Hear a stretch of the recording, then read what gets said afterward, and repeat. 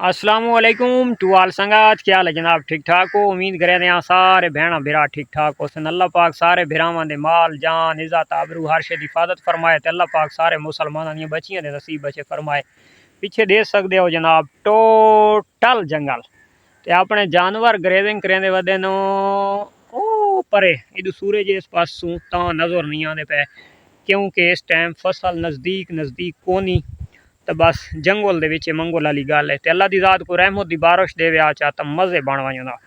अच्छा जनाब, साडे काफ़ी सारे दोस्तों दे मैसेज आन कि भाई तुहाडा ये फार्म किस तरह स्टार्ट थिया, तुसां कियां कीता और कितने जानवरों तो कीता और कितने अरसे तो करेंदे पे हो। तो आज इंशाअल्लाह सारे जवाब टोटल इस वीडियो दे विच।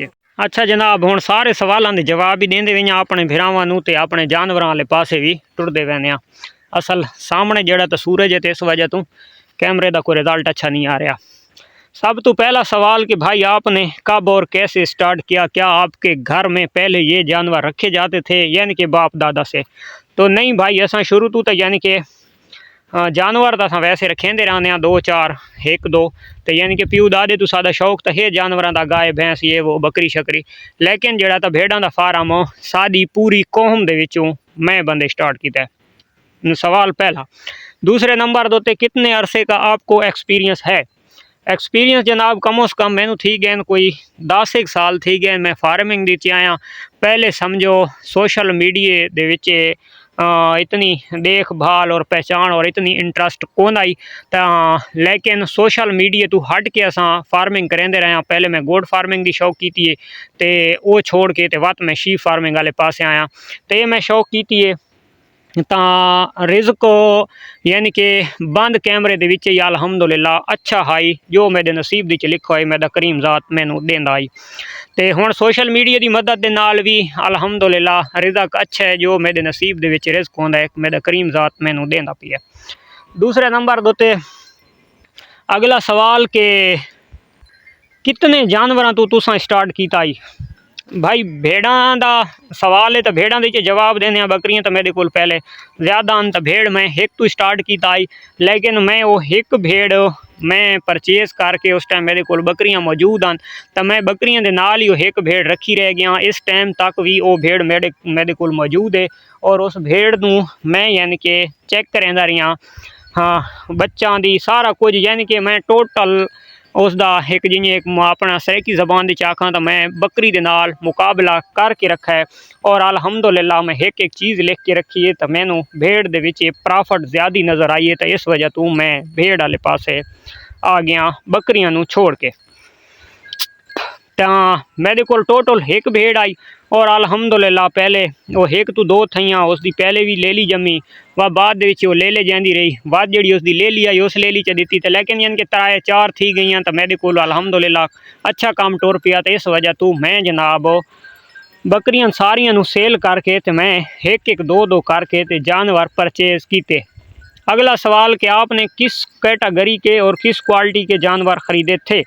तो भाई मैंने जानवर नॉर्मली ख़रीदे हैं, लेकिन मैं जनाब क्वालिटी यानी कि नस्ल वाइज नॉर्मल होंदे हैं, खूबसूरती हुसन उन्होंने पॉइंट देख के जानवर परचेज़ किए और किस एज के करा आपने परचेज़ किए थे। तो एज दी जनाब मैं जानवर खूबसूरत दे रही, एज दी मैं कदा कोई इस चीज़ उत्ते नहीं रखा कि मैं फ़िलहाल एज दा ही जानवर परचेज़ करना है, ऐसी कोई गल नहीं है। उस तो बाद जनाब आपने गब्बन परचेज़ किए थे या आप यानी कि प्रेगनेंट किए थे या सुक्के किए थे या डिलीवर किए हुए? तो भाई जेड़ा जानवर मैनू पसंद आवड़दा वो मैं परचेज़ कर गया ना। मैं एकदम मैंड ये नहीं बनाया कि मैं सिर्फ गब्बन परचेज़ करना है या डिलीवर होया परचेज़ करना है या मैं यानी कि खुश्क जानवर परचेज़ करना है। जो जानवर मैनू मंडी तो किसी के घर तो फार्म तो जेड़ा जानवर मैनू अच्छा मिले तो मैं इंशाअल्लाह वो जानवर मैं परचेज़ किया और अल्हम्दुलिल्लाह मेरे जानवर ज़बरदस्त रह गया। उस तो अगला सवाल कि मंडी से आपने जानवर कितने खरीदे और उनमें प्रॉफिट आई कि नहीं? ये जनाब जेड़े भिरा मंडी के जानवर तो दर्द खास कर वहम होंदा है, बहुत इस तरह के जानवर आ वड़ते बिल्कुल ਉਹ ਸਹੀ ਡਰਦੇ ਨੇ जानवर आंदे लेकिन थोड़ी जी पहचान होवे या नाल पहचान वाला बंदा होवे तो वत जानवर मंडी दे विचों ठीक बंदा परचेज कर घेंदा है। लेकिन अलहमदुलिल्लाह जो मेरा एक्सपीरियंस रही है तो मैं कोई ऐसा जानवर मंडी दी जो जेड़ा परचेज किया होवे तो मैनू उस घाटा दिता होवे तो मैनू याद नहीं है इतने अरसे दे। और जितने ही मैं जानवर परचेज किए अलहमदुलिल्लाह उन्होंने जानवर जनाब मैनू प्रॉफिट भी दी अगर मैं सेल की अगर उन्होंने मैं ब्रीड दी पाया तो उन्होंने अलहमदुलिल्लाह ब्रीड भी अच्छी की है। बशर्ते कि फार्मर कोलू या किसी घर चू घेन के आता तो बंदा माँ प्यू भैन फिरा देख के आंदा है। तो अगर मंडी दी आवे तो जितने भी अच्छे घर दे विच आया खलोता हो तो इस चीज़ की मालूम नहीं होता कि ये जानवर किस कैटागरी का है उस केड़े घर दे विच आए और इसका पिछे बैकग्राउंड के है। अगला सवाल कि मंडी दे उत्ते अच्छे जानवर भी आंदे सेल होने वास्ते तो जी बिल्कुल जानवर आवड़ते हैं लेकिन अच्छे जानवरों दे विच नुक्स ऐब भी मैं दसी वजां कि काफ़ी हद तक जानवर ऐब नुक्स वाले भी होंदे न। तो ज़रा देखभाल के एहतियात करके ते जानवर परचेज करो तो इंशाअल्लाह तुसां मुसीबतों तो बच वैसो। और मेन मकसद है कि वहम ही तुहाडा ख़त्म थी वैसी और दूसरे नंबर पर तुसां डिफाल्टर जानवर परचेज करन तो भी बच वैसो। लेकिन उत्थे एहतियात लाजमी है।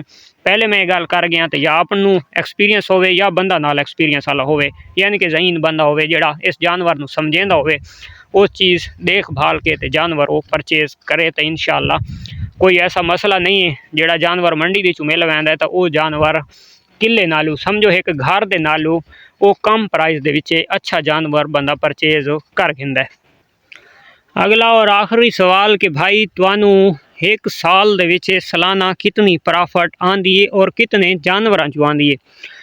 तो भाई जी रिस्क जो मेरे नसीब में आउंदा है अलहमदुलिल्लाह अच्छा मिल वैंदा है। और कदा वास्ते मैं कापी दे उत्ते लिखा कदा नहीं ना इन्हां दा मैं खर्च ज़्यादातर लिखे ना बस मोटा मोटा कैलकुलेटर मार छोड़ा। और ना ही कदा मैं लिख के रखे कि मैं इतने जानवर डिलीवर किए हैं इतने बच्चे आए और इतने मैं सेल किए हैं और इतने मेरे को बच्चे और इतनी मेरी सालाना प्रॉफिट है। तो ये चीज़ मैं कदा नहीं की क्योंकि मैं एज ए शौक कर रहा तो जड़ा खासकर फार्मर या बिजनेस करेंदा है तो उस बंदे नूं तो ज़्यादा मालूम होंदा है। और मैं ऐसी चीज़ समझो गल मुख्तसार के शौक करना भी ना चाहता। तो अलहमदुलिल्लाह जो रिस्क नसीब दे विच है तो माशाअल्लाह मैनू अच्छा मिल वैंदा है। अगली गल मैं नाल होर अपने को ऐड की वजा ना किदा हिसाब किया है भाई कितने केजी जानवर खा गए। हाँ एक इमदादा तौर दोते किया है कि जानवर नू कम अज़ कम अगर खुश्क डाइट होवे तो 2 केजी जानवर खा वैंदा है। किलो यानी कि सवेरे खा वैंदा है किलो शामी खा वैंदा है।